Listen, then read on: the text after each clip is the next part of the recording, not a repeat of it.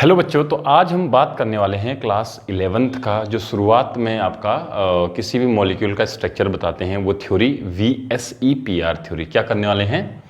VSEPR theory. ठीक है,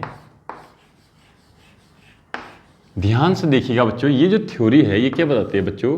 ये किसी भी जो मॉलिक्यूल होगा, मॉलिक्यूल का आपका स्ट्रक्चर बताने वाली है, या फिर मॉलिक्यूलर आयन हो सकता है। ठीक है, मॉलिक्यूलर आयन का स्ट्रक्चर के बारे में हमें बताती है। ठीक है, this theory tells about the molecule और मॉलिक्यूलर आयंस स्ट्रक्चर। राइट, कोई भी मॉलिक्यूल मेरे पास है, जैसे वाटर मॉलिक्यूल है, मीथेन मॉलिक्यूल है, या कार्बन डाइऑक्साइड है, या कोई अदर मॉलिक्यूल्स हैं, उनका स्ट्रक्चर्स कैसा होता है? बेंट होता है कि लीनियर होता है कि टेट्राहेड्रल होता है, या अलग अलग टाइप के स्ट्रक्चर्स, ऑक्टाहेड्रल होता है, वो कैसे डिफाइन होता है, उस चीज़ को हम यहाँ पर डिटेल में सीखने वाले हैं। बड़ी आसान थ्योरी है बच्चों, बिल्कुल ध्यान समझें। तो इसका मतलब क्या होता है, पहले फुल फॉर्म हम इसकी लिख लेते हैं। इसका फुल फॉर्म होता है बच्चों वैलेंस, लिख लो आप भी, पेन और कॉपी आप इसको एक साथ रखें। सेल इलेक्ट्रॉन पेयर रिपल्सन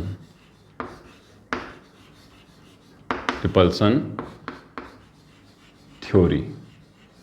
ठीक है, इसका फुल फॉर्म है बच्चों valence shell electron pair repulsion theory.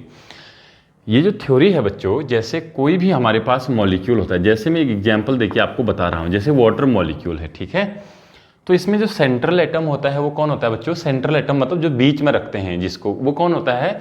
वो जो कम अमाउंट में, जो कम अमाउंट होता है, जिस एटम का कम नंबर होता है, कम नंबर वाले को हम बीच में रखते हैं। तो यहाँ पर हाइड्रोजन कितने हैं? 2, और ऑक्सीजन कितना है? 1। तो कम नंबर किसका है? ऑक्सीजन का। ठीक है, तो यहाँ पर हाइड्रोजन रखूंगा मैं, यहाँ पर हाइड्रोजन रखूंगा बच्चों। ठीक है ना, और ऑक्सीजन के आउटर मोस्ट में 1 2 3 4 5 6 इलेक्ट्रॉन होते हैं, हाइड्रोजन का 1 1 होता है। तो ये आपका शेयरिंग कर लेंगे यहाँ, और बच्चों आपका क्या बन जाएगा? ये आपका वाटर मॉलिक्यूल यहाँ पर बन गया। राइट, इतना तो समझ में आता है ना? इतना अगर समझ नहीं आता है बच्चों, तो आपको ना सबसे पहले इसको लुईस डॉट स्ट्रक्चर मैंने बताया है, वो आपको देखना पड़ेगा। ठीक है, तो जब ये समझ में आ जाती है बात, अब हम ये देखते हैं कि यहाँ पर इस ऑक्सीजन के पास अगर आप ध्यान से देखेंगे, जो वैलेंस, जो आउटर मोस्ट का सेल होता है, उसमें कितने इलेक्ट्रॉन हैं जो यहाँ दिखाई दे रहे हैं ना? कितने हैं भाई? 1 2 3 4 5 6 7 8 8 इलेक्ट्रॉन है इसके पास। हाइड्रोजन के कितने इलेक्ट्रॉन हैं? 2 इलेक्ट्रॉन्स, और यहाँ भी हाइड्रोजन के 2 इलेक्ट्रॉन्स, 1 and 2। राइट है इतना? ठीक है इतना। अब हम इसके और इसके जो पेरिफेरल, जो चारों तरफ एटम है, उनके बारे में बिल्कुल बात नहीं करेंगे। जो सेंटर में एटम होगा ना बच्चों, उस पर डिपेंड है ये थ्योरी। VSEPR केवल किस पे डिपेंड है? जो सेंटर में एटम होगा उस पर डिपेंड है। अब उस पर कैसे डिपेंड है, बिल्कुल ध्यान से देखिएगा। वैलेंस सेल, ये वैलेंस सेल है बच्चों, जो आउटर मोस्ट का होगा, उसमें कितने इलेक्ट्रॉन है? उसमें 1 2 3 4 5 6 7 8 इलेक्ट्रॉन है। राइट, उनमें पेयर बनाएंगे। तो ये देखो इलेक्ट्रॉन पेयर ना बच्चों, इलेक्ट्रॉन का पेयर मतलब 2 इलेक्ट्रॉन अगर होते हैं, 2 इलेक्ट्रॉन अगर होते हैं तो उसको क्या बोलते हैं? हम इलेक्ट्रॉन पेयर बोलते हैं। क्या बोलते हैं? इलेक्ट्रॉन पेयर बोलते हैं। राइट, जब 2 इलेक्ट्रॉन होते हैं पेयर में होगा। लेकिन इलेक्ट्रॉन पेयर 2 टाइप के होते हैं, बिल्कुल ध्यान से याद रखना। इलेक्ट्रॉन पेयर हमेशा कितने टाइप के होते हैं बच्चों? 2 टाइप के। कोई भी मॉलिक्यूल है, उसका सेंट्रल एटम है, सेंटर में जो रहता है, उसके जो इलेक्ट्रॉन पेयर होंगे, इलेक्ट्रॉनों के पेयर, वो 2 टाइप के होंगे। एक तो होगा lone pair electron, lone pair LP बोलते हैं बच्चों, दूसरा BP बोलते हैं, BP बॉन्ड पेयर। एक को बोलते हैं लोन पेयर और दूसरे को बोलते हैं बॉन्ड पेयर। लोन पेयर क्या होता है? ये होते हैं फ्री वाले, फ्री इलेक्ट्रॉन्स, ये होते हैं बॉन्डिंग इलेक्ट्रॉन्स। ठीक है, तो अब आप मुझे बताइए, इस ऑक्सीजन में टोटल इलेक्ट्रॉन पेयर कितने हैं? 1 2 3 4, 8 इलेक्ट्रॉन है, तो पेयर 4 हो जाएंगे ना? ठीक है, उसमें से बच्चों कितने लोन पेयर हैं? फ्री कितने हैं? कितने पेयर फ्री हैं? 2 पेयर फ्री ना, 1 2, तो इसके कितने फ्री हैं? 2 पेयर फ्री हैं। और बॉन्ड पेयर कितने? 1 पेयर ये है, 1 पेयर ये बॉन्ड में ना, ये भी बॉन्ड है और ये भी बॉन्ड है, तो बॉन्ड पेयर भी इसके कितने हैं? 2 हैं। कहानी समझ में आई? चलिए दोबारा से एक बार और। जो सेंट्रल एटम है बच्चों उसके टोटल इलेक्ट्रॉन पेयर, ये भी पेयर है इलेक्ट्रॉनों का, ये भी पेयर है, ये भी पेयर है, ये भी पेयर है, 4 इलेक्ट्रॉन पेयर टोटल हैं, जिसमें से 2 तो फ्री वाले हैं, फ्री वाले को हम लोन पेयर बोलते हैं, और जो 2 ये और ये है ना, 2 पेयर कैसे हैं, बॉन्ड पेयर हैं, तो उनको बॉन्ड पेयर बोल देंगे, ठीक है। अभी थ्योरी क्या बोलती है, जो वैलेंस सेल में जितने भी बच्चों इसके इलेक्ट्रॉन पेयर हैं, इलेक्ट्रॉन पेयर, ये सारे इलेक्ट्रॉन पेयर, उनमें क्या लगता है, बोलता है ये रिपल्सन लगता है, बोलता है, क्या बोलता है, इनमें रिपल्सन होगा, इसमें रिपल्सन, इसमें रिपल्सन, इसमें रिपल्सन, ये रिपल्सन होता है बोल रहे हैं, ठीक है। और रिपल्सन होगा तो अपने आप को ऐसे एडजस्ट करेंगे जहां रिपल्सन क्या होगा बच्चों, मिनिमम होगा, क्योंकि रिपल्सन मिनिमम होने से स्टेबिलिटी क्या होती है, मैक्सिमम। तो एक और चीज लिख लो बच्चों, यहां पर आप लिखते जाना आप, ठीक है, इसके नीचे लिखना, अगर आपका रिपल्सन की हम बात करें, रिपल्सन की अगर हम बात करें बच्चों, चलिए रिपल्सन लिखिए इसको, repulsion is inversely proportional to stability. हमेशा हर चीज क्यों, कोई भी एटम मॉलिक्यूल क्यों बनाएगा, स्टेबल बनाने के लिए, स्टेबल होने के लिए। तो बच्चों अगर आपका रिपल्सन क्या होगा, डाउन होगा, कम होगा, तो ही स्टेबिलिटी क्या होगी, बढ़ेगी ना। तो अपने आप को ये सारे जो इलेक्ट्रॉन पेयर हैं बच्चों, चाहे वो लोन पेयर हो या बॉन्ड पेयर हो, अपने आप को ऐसे अरेंज करता है कि उन सब के बीच जो रिपल्सन हो मिनिमम हो। अगर रिपल्सन मिनिमम होगा तो स्टेबिलिटी क्या होगी, मैक्सिमम होगी, ठीक है।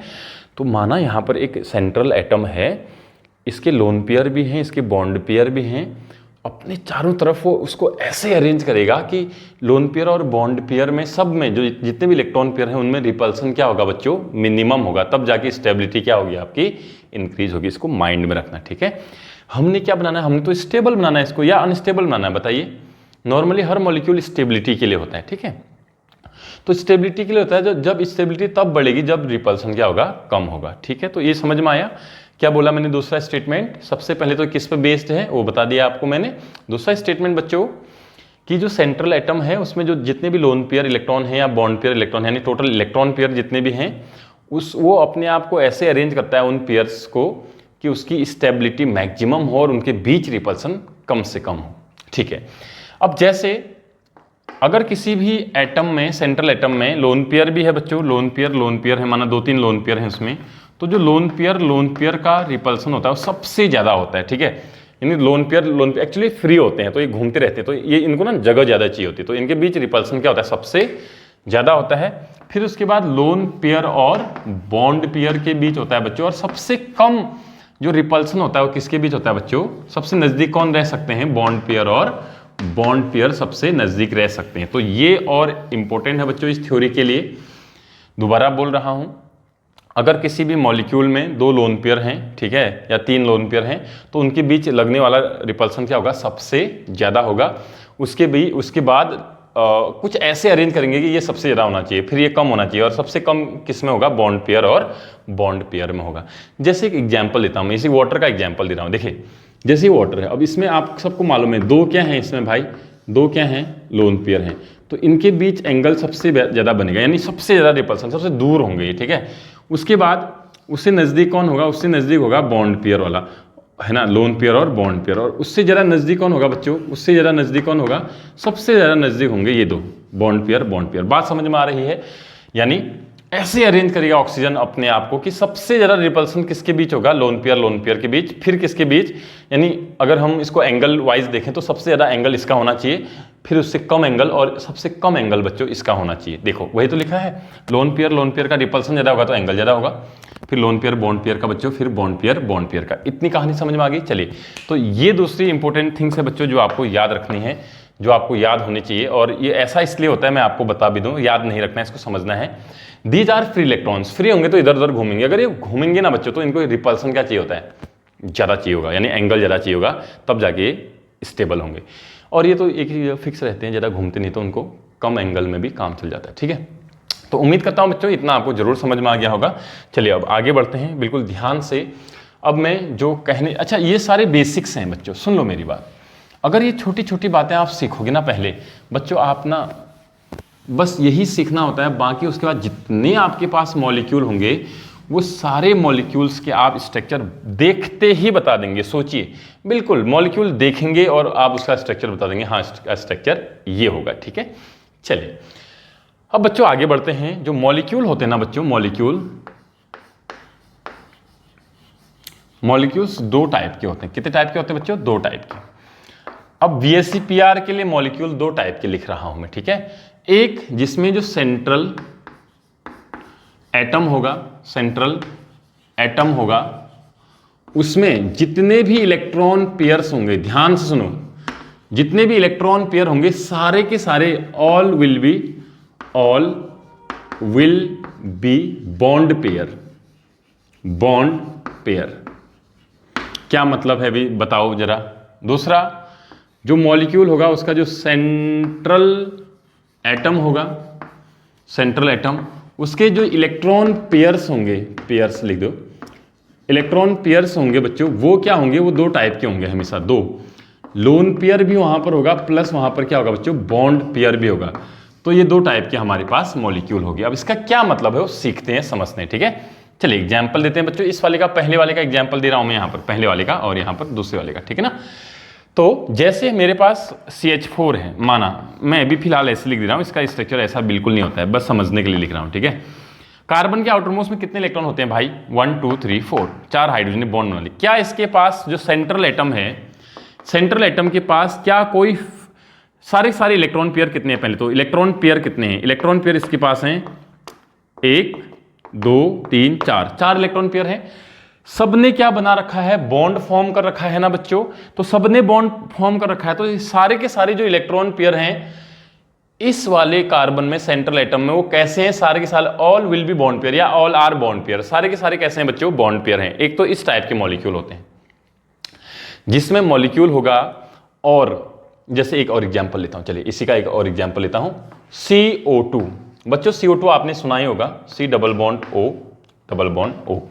कार्बन के आउटरमोस्ट में 4 इलेक्ट्रॉन होते हैं बच्चों, 1 2 3 4 हो गए। ठीक है, क्या इस कार्बन में भी कोई भी इलेक्ट्रॉन पेयर ऐसा है जो फ्री हो? नहीं, इलेक्ट्रॉन पेयर तो हैं इसमें, 1 2 3 4 इलेक्ट्रॉन पेयर तो हैं, लेकिन सारे कैसे वाले हैं बच्चों? बॉन्ड बनाए वाले हैं ना। सारे कैसे हैं? बॉन्ड बना रखा है सबने। ठीक है, तो बच्चों these all are bond pair. ये कैसे हैं? Bond pair. तो ऐसे एटम, मॉलिक्यूल कितने टाइप के होने वाले हैं? 2, जिसमें सेंट्रल एटम का इलेक्ट्रॉन पेयर या तो सारे के सारे कैसे होंगे बच्चों? बॉन्ड पेयर होंगे। लेकिन कुछ ऐसे भी मॉलिक्यूल होते हैं बच्चों जिसमें जो सेंट्रल एटम के इलेक्ट्रॉन पेयर्स होते हैं ना, वो लोन पेयर भी होते हैं और उसके अलावा क्या होते हैं? Bond pair. कोई भी मॉलिक्यूल ऐसा नहीं होगा जिसका जो सेंट्रल एटम होगा बच्चों उसमें इलेक्ट्रॉन पेयर सारे के सारे फ्री होंगे, ऐसा नहीं होगा, क्योंकि उस पर दूसरा एटम लगा ही नहीं होगा, तो मॉलिक्यूल हो ही नहीं सकता। बात समझ में आ रही है? अगर ये बात समझ नहीं आई ना, इसको धीरे से और रिपीट करिए, बहुत मजे से बात समझ में आएगी। चलिए एक एग्जांपल लेते हैं। ऐसे अभी एक वाटर लिया था हमने, याद है आपको? वाटर कुछ इस तरीके से लिया था, इसमें लोन पेयर भी थे। देखो इस वाले का एग्जांपल है। तो देख लीजिए बच्चों, जो सेंट्रल एटम है उसमें इलेक्ट्रॉन पेयर कितने हैं? जल्दी जल्दी बोलो। सेंट्रल एटम कौन है यहाँ? Oxygen. Oxygen is central atom, right? Oxygen is central atom. तो बोलो बच्चों, इलेक्ट्रॉन पेयर टोटल कितने हैं सेंट्रल एटम के पास? बता देंगे तो मजा आ जाएगा। जल्दी बोलो यार, फटाफट बोलो, कितने हैं? 1 pair, 2 pair, 3 pair and 4 pair. Total electron pair हैं बच्चों 4, जिसमें से लोन पेयर फ्री वाले कितने हैं और बॉन्ड पेयर कितने हैं? जल्दी बोलो। फ्री वाले हैं 2, क्योंकि कोई बॉन्ड नहीं बनाया इसने किसी एटम के साथ, और बॉन्ड वाले भी कितने हैं बच्चों? 2 हैं। इतना क्लियर है ना बच्चों? तो ऐसे भी मॉलिक्यूल होते हैं जिनका जो सेंट्रल एटम होता है बच्चों, बीच वाला, उसमें जो इलेक्ट्रॉन पेयर होते हैं वो लोन पेयर भी होंगे और क्या होंगे? बॉन्ड पेयर भी होंगे। बस यही 2 मॉलिक्यूल होते हैं हमारे पास, यही 2 मॉलिक्यूल होते हैं बच्चों। किसी किसी में सेंट्रल एटम के पास सारे के सारे बॉन्ड बने होंगे जो इलेक्ट्रॉन पेयर होंगे, और कुछ मॉलिक्यूल ऐसे होंगे जिनमें लोन पेयर भी होगा और बॉन्ड पेयर भी होगा। ठीक है, तो अब मैं जो कह रहा हूं उसको बिल्कुल ध्यान से कान खोल के सुनिए बच्चों, क्योंकि थ्योरी अब शुरू हो चुकी है। ये बेसिक्स था बच्चों। अब हम VSEPR इस टाइप के एटम्स, इस टाइप के मॉलिक्यूल के लिए लगाने वाले हैं पहले, और उसी पे डिपेंड ये होने वाला है। दैट्स ऑल, खत्म कहानी। यानी सबसे पहले हम VSEPR किसके लिए करेंगे बच्चों? Those molecule which have, in which the central metal have all electron pair as bond pair. यानी सारे के सारे इलेक्ट्रॉन पेयर उसके बॉन्ड पेयर होने चाहिए। वो वाले मॉलिक्यूल का हम क्या बताने वाले हैं, स्ट्रक्चर बताने वाले हैं। ठीक है, चलिए इतना नोट करो, फटाफट से नोट करो बच्चों, फिर आगे बढ़ते हैं। हो गया नोट? चलिए चलिए हेडिंग डालिए बच्चों, हेडिंग डालिए। मैं दोबारा बोल रहा हूं, आधा घंटा आप इसको देख लीजिए, आपकी ना बच्चों ये VSCPR गजब हो जाएगी, मजा आ जाएगा आपको। ठीक है, बस थोड़ा पेशेंस के साथ आप इस वीडियो को देख लें। ठीक है बच्चों, लिखो स्ट्रक्चर ऑफ दोज लिखो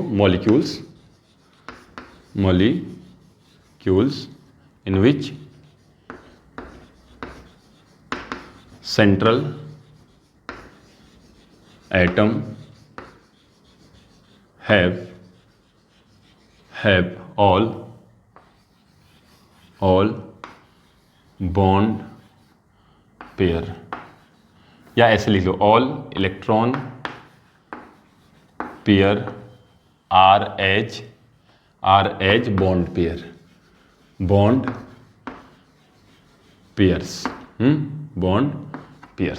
बात समझ में आई? ऐसे मॉलिक्यूल जिनमें जो सेंट्रल एटम होगा उसके सारे इलेक्ट्रॉन पेयर कैसे होंगे बच्चों, बॉन्ड ही बनाए होंगे। इलेक्ट्रॉन का मतलब 2 इलेक्ट्रॉन एक साथ होना। अब वो फ्री भी हो सकता है और बॉन्ड की फॉर्म में भी हो सकता है ना। तो जितने भी इलेक्ट्रॉन पेयर होंगे वो सारे के सारे किस फॉर्म में होंगे बच्चों, बॉन्ड के फॉर्म में होंगे। ठीक है ना, इतनी कहानी समझ में आई? चलिए इतनी कहानी समझ में आई। चलिए बढ़े आगे। चलिए बच्चों अब आपने क्या करना है, अच्छा बच्चों यहाँ पर ना स्ट्रक्चर के रिगार्डिंग में 1-2 चीज़ें और लिखा दे रहा हूँ, फिर हम इसे शुरू करेंगे। ठीक है ना, पहले लिख लीजिए। ठीक है, यहाँ पर बच्चों याद रखना, कोई मॉलिक्यूल अगर है ना, लिख लो इसको मॉलिक्यूल, तो उसका 2 चीज़ें हम यहाँ, स्ट्रक्चर अपने आप में कुछ होता नहीं है, तो 2 चीज़ें होती हैं। एक तो होती है जियोमेट्री, क्या होती है, जियोमेट्री, एग्जाम में भी ऐसे ही पूछता है जियोमेट्री क्या है, और उसका शेप मतलब स्ट्रक्चर से मतलब होता है, लेकिन ज्योमेट्री एंड शेप पूछता है वो, याद रखना। ध्यान से सुनो, ये बच्चों ये डिसाइडिंग पॉइंट होता है, पता है। जितना अभी तक सीख लिया उसके बाद अगर ये नहीं सीख पाए ना तो थोड़ा सा दिक्कत होती है। तो जो जितना अभी तक सीखा है उसके बाद इसको सीखते हैं। कोई भी मॉलिक्यूल होगा वो एग्जाम में पूछता है उसकी ज्योमेट्री क्या है या उसका शेप क्या है। दोबारा बोल रहा हूं, आपको 2 मॉलिक्यूल दे देगा। ये कॉम्पिटिशन में बहुत क्वेश्चन आते हैं इस टाइप से, बहुत ज्यादा बच्चों। 2 मॉलिक्यूल दे देगा, 3 मॉलिक्यूल दे देगा और कहेगा बताओ इसका शेप क्या होगा, इसकी ज्योमेट्री क्या होगी। तो ज्योमेट्री क्या होता है और शेप क्या होता है वो ध्यान से सुनना। ज्योमेट्री और शेप बच्चों, जो इस टाइप के मॉलिक्यूल हैं, 2 टाइप के मॉलिक्यूल थे ना, पहले वाले मॉलिक्यूल जो ये टाइप हैं जिसमें सारे इलेक्ट्रॉन पेयर बॉन्ड पेयर होते हैं, उनके लिए ज्योमेट्री और ज्योमेट्री और शेप बच्चों क्या होते हैं, सेम होते हैं। उनके लिए क्या होते हैं, जैसी ज्योमेट्री होगी वही क्या होगा, उसका शेप भी होगा। ध्यान से सुनो, for such type of molecules geometry and shape will be same, क्योंकि लोन पेयर इसमें है नहीं, जितने भी हैं बॉन्ड पेयर हैं, बॉन्ड पेयर है तो उसमें कुछ चेंज होगा नहीं बच्चों, तो उनका ज्योमेट्री और शेप क्या रहेगा, हमेशा सेम। बिल्कुल ध्यान से सुना मैं क्या बोल रहा हूं बच्चों। अगर कोई ऐसा मॉलिक्यूल है जिसका सेंट्रल एटम का जो इलेक्ट्रॉन पेयर है वो सारे सारे बॉन्ड पेयर हैं, तो उनका ज्योमेट्री भी और मॉलिक्यूल शेप भी क्या होगा, सेम होगा। सबसे पहले ज्योमेट्री निकाली जाती है, जैसा ज्योमेट्री होगा वही उसका क्या होगा, शेप होगा। ठीक है, अब सुनो, यहां पर लिखा नहीं है लेकिन दूसरे टाइप के जो मॉलिक्यूल थे, ठीक है, उनकी ना बच्चों ज्योमेट्री अलग होती है और शेप अलग होता है। ध्यान सुनो, कौन से वाले मॉलिक्यूल बच्चों, जिनमें सेंट्रल एटम जो होता है उसमें क्या होगा, सेंट्रल एटम में क्या होगा, इलेक्ट्रॉन पेयर जो है लोन पेयर भी होगा और बॉन्ड पेयर भी होगा। अगर दोनों होंगे तो उनका ज्योमेट्री अलग होती है और शेप अलग होता है। अब उसको कैसे डिसाइड करते हैं, ध्यान सुनना, बस लास्ट लाइन इसको सीख लो। ज्योमेट्री होती है बच्चों जितनी उसमें लोन पेयर होंगे प्लस जितने उसमें क्या होंगे, बॉन्ड पेयर होंगे। इन दोनों से जो भी बनता है उसको क्या बोलते हैं, हम ज्योमेट्री बोलते हैं। लेकिन जब शेप की बात आती है बच्चों, लोन पेयर को हटा देते हैं, लोन पेयर हमारा जो लोन पेयर होता है उसको हटा देते हैं, तो जो बॉन्ड पेयर से जैसा वो बना होगा बच्चों, बॉन्ड पेयर केवल किससे बच्चों, बॉन्ड पेयर से, तो उसको हम शेप बोलते हैं। क्या बोलते हैं, शेप बोलते हैं। कौन से वाले में, जिसमें दोनों चीजें होती हैं, लोन पेयर और बॉन्ड पेयर। ठीक है, दोबारा से एक बार बच्चों, ज्योमेट्री उन वाले मॉलिक्यूल जिनमें लोन पेयर बॉन्ड पेयर दोनों होता है, उनमें ज्योमेट्री डिसाइड होती है lone pair plus bond pair से, दोनों यूज किए जाते हैं। लेकिन उसका शेप बच्चों लोन पेयर उसमें पार्टिसिपेट नहीं करता है, और उसमें केवल कौन पार्टिसिपेट करता है, बॉन्ड पेयर। बस ये याद रख लो, अभी बाकी आगे आएगा मैं आपको बता दूंगा। चलिए इतना फटाफट से नोट कर लीजिए।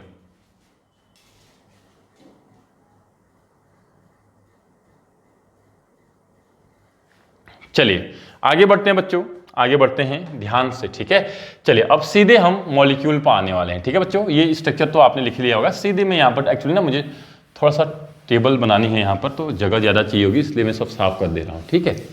ठीक है बच्चों, यहाँ तक कहानी समझ में आई बच्चों? यहाँ तक कहानी समझ में आई तो ही आगे कहानी समझ में आएगी, ठीक है। नहीं आई तो एक बार और देख लीजिए इसको, ठीक है। चलिए सबसे पहले type of molecule, types of molecule heading डालिए। दूसरा, ठीक है, उसका ज्योमेट्री,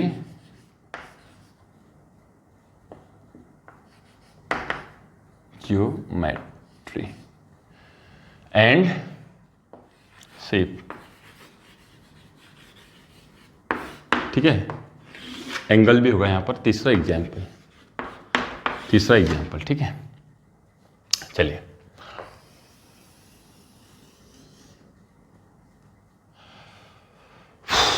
ठीक है, तो मॉलिक्यूल क्या हो सकता है? देखो जो सेंट्रल एटम होगा उसको ए से दिखाएंगे, जो उसके बाद लगे होंगे वो उसको हम बी से दिखाएंगे। ये भी तो हो सकता है ना। सेंट्रल एटम एक है, उस पर कितने एटम लगे हैं? 2। कितने एटम लगे हैं? 2। तो सेंटर में कैसे लिखेंगे हम? ए को यहाँ पर लिखेंगे और 2, एक इधर लिखेंगे बच्चों, और एक क्या लिखेंगे? इधर लिखेंगे। बात समझ में आई? हमने जो ये इलेक्ट्रॉन पेयर हैं, अब बताइए बच्चों, इसमें एक के पास आउटरमोस्ट में केवल 2 ही इलेक्ट्रॉन हैं, क्योंकि लोन पेयर वाले तो हम कर नहीं रहे हैं अभी। सारे के सारे कैसे कर रहे हैं बच्चों? बॉन्ड पेयर वाले कर रहे हैं, ठीक है। इलेक्ट्रॉन लोन पेयर में नहीं होना चाहिए, ठीक है, फ्री नहीं होना चाहिए। तो बच्चों मुझे ये बता दो कि इस ए के आउटरमोस्ट में 2 इलेक्ट्रॉन है, दोनों ने क्या बना रखे हैं? बॉन्ड बना रखे हैं, ठीक है। अब मैंने आपसे कहा था, आपको याद है कि ये अपने आप को इलेक्ट्रॉन पेयर ऐसे अरेंज करते हैं कि उनके बीच रिपल्सन क्या हो? मिनिमम हो। स्टेबिलिटी मैक्सिमम होने के लिए रिपल्सन क्या होना चाहिए? मिनिमम। तो एक बात बताओ बच्चों, ये एंगल भी कितने का है? 180 का, और ये एंगल भी कितने का है? 180 का। दोनों एंगल कितने के हैं? 180 के। तो 180 एंगल है, तो ये बिल्कुल फिक्स है ना, बैलेंस है, सिमेट्रिकल फॉर्म में है। किस फॉर्म में है? अगर मैं इसको ऐसे बना देता हूँ, देखो माना एक पल के लिए मैं इसको ऐसे बना देता हूँ, माना यहाँ पर बी, ऐसे भी बन सकता है कायदे से। तो आप कहोगे सर यहाँ तो आपने जो है 90 का एंगल बनाया है, और ये वाला एंगल बच्चों 270 का है, ऐसा क्यों? ऐसा करेंगे तो गड़बड़ हो जाएगा ना। यहाँ तो रिपल्सन कम लग रहा है, यहाँ तो ज़्यादा लग रहा है, तो ये इसको रिपेल करेगा और सीधे यहाँ भेज देगा ये, ताकि दोनों जगह क्या लगे? आपका रिपल्सन इक्वल लगे, बराबर लगे बच्चों। बात समझ में आई? तो इसलिए ऐसे बनता है। तो ये इसको बोलते हैं बच्चों, इस ज्योमेट्री और शेप का नाम होता है लीनियर। क्या होता है? लीनियर स्ट्रक्चर भी बोलते हैं इसको, या लीनियर ज्योमेट्री एंड शेप, क्योंकि जो ज्योमेट्री होगी वही शेप होगा। मैंने आपको बताया है, सबसे पहले ज्योमेट्री आती है, फिर आता है शेप। तो इसका बच्चों इस AB2 टाइप का, जब भी मॉलिक्यूल आपका AB2 टाइप होगा और सेंट्रल एटम के पास सारे के सारे जो इलेक्ट्रॉन पेयर होंगे वो बॉन्ड पेयर के फॉर्म में होंगे, तो उसको जो ज्योमेट्री और शेप होगा बच्चों, that will be linear. Always remind it बच्चों, प्लीज इसको याद रखें। जैसे फॉर एग्जांपल बच्चों BeH2, hydrogen, helium, lithium, beryllium. Beryllium के आउटरमोस्ट में 2 इलेक्ट्रॉन होते हैं, 2 होते हैं, तो एक इस हाइड्रोजन के साथ बॉन्ड बनाता है, एक इस हाइड्रोजन के साथ बॉन्ड बनाएगा। 2 बना दिया तो इसका हमेशा लीनियर होता है, ठीक है। उसी तरीके से आपने CO2 सुना है क्या? CO2, इसी का एग्जांपल CO2 भी होता है। अब आप कहेंगे सर CO2 कैसे? चलिए, कार्बन डबल बॉन्ड ऑक्सीजन होता है भाई, कार्बन डबल बॉन्ड ऑक्सीजन होता है। देखो कार्बन के पास जितने भी इलेक्ट्रॉन पेयर हैं, चाहे डबल बॉन्ड है कोई बात नहीं, इलेक्ट्रॉन पेयर तो है ही ना, और वो सारे इलेक्ट्रॉन पेयर बॉन्ड पेयर के ही फॉर्म में। क्या कार्बन के पास कोई फ्री इलेक्ट्रॉन है? बिल्कुल नहीं। तो बच्चों ये भी किस में रहेगा? हमेशा 180 डिग्री में रहेगा, और इसको लीनियर बोलेंगे। बात समझ में आई? क्योंकि यहाँ भी 180, यहाँ भी 180, तो रिपल्सन नहीं होगा, मतलब मिनिमम होगा क्यों नहीं, लेकिन मिनिमम होगा तो स्टेबिलिटी ज़्यादा आएगी। तो BeH2 हो गया, CO2 हो गया, दीज आर लीनियर। ये कैसे रहेंगे? लीनियर रहेंगे, ठीक है। चलिए आगे बढ़े, ठीक है। चलो, तो ये था पहला। दूसरा हम करते हैं बच्चों, क्या हो जाएगा? AB3 type molecule. कैसा बच्चों? जल्दी बोलो। AB3 type. तो A कहाँ रखेंगे भाई? A रखेंगे हम सेंटर में। B कहाँ रखेंगे? सिमेट्री में B रखेंगे, 3 जगह B रखेंगे। चलिए मैं ऐसे रख देता हूं, ऐसे ऐसे बी बी बी। देखिए बच्चों ये ट्राइगोनल प्लेनर होने वाले हैं, ठीक है। ट्राइगोनल प्लेनर का मतलब यहां पर ए है, एक यहां पर होने वाला है बी, एक यहां पर और एक यहां पर, बिल्कुल प्लेन में होने वाले हैं, सेम प्लेन में होने वाले हैं। ऐसा इसलिए क्योंकि इन सब के बीच जो एंगल काम करेगा बच्चों 120 120 120, एंगल जो रहने वाला है सबका यहां पर कितने रहने वाला है 120 डिग्री रहने वाला है। 120 जैसे ही रहेगा ये सबसे स्टेबल फॉर्म में होंगे अपने, है ना। अब पता चला एक क्या 120 है